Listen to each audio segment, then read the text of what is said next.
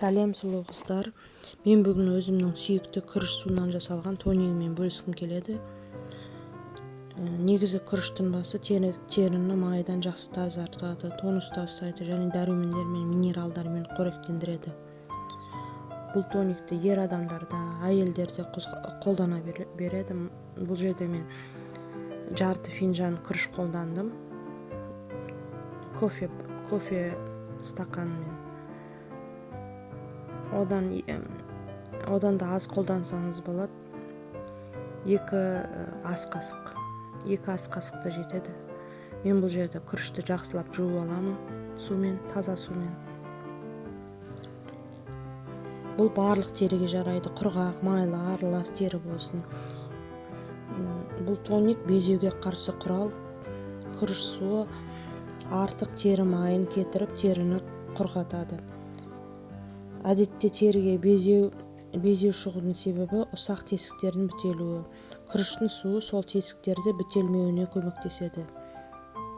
Теріні ағартады, пигменттік дақтарын алдын алады. Мен бұл тоникті таңертең және кешке қолданамын.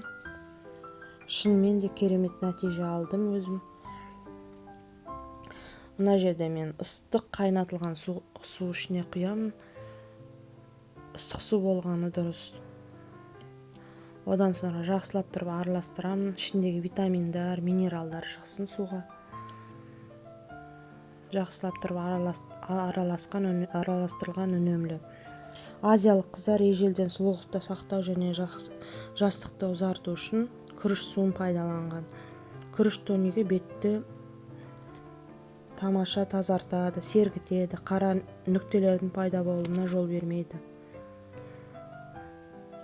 Көрдіңіз бе, міне аппақ болды су. Ішінде витаминдар, минералдар толған. Бұл өте пайдалы теріге. Одан sonra мақта жастықшаларын аламыз. Мақта жастықшаларымен теріге астынан жоғарыға қалай массаж жасау арқылы жақсылап тұрып жағамыз. Сүртеміз бетімізді.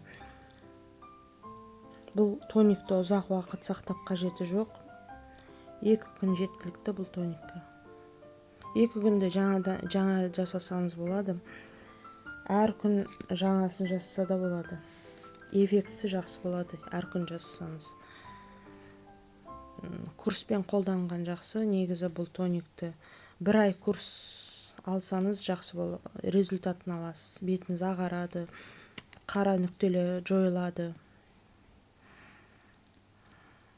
Жақсылап бетімізді сүртеміз, бұл жерде массаж жасаймыз бетімізге. Сінсін. Одан sonra бетімізді жумаймыз. Өзі ауада кепсін күріш суы.